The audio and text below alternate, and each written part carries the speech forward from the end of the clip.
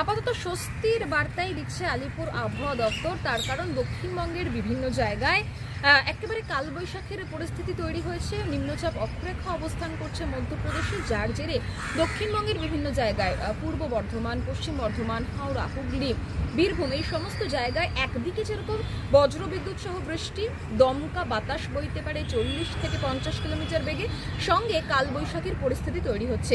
পাশাপাশি বেশ কিছু জায়গায় শিলাবৃষ্টিরও সম্ভাবনা তৈরি হচ্ছে।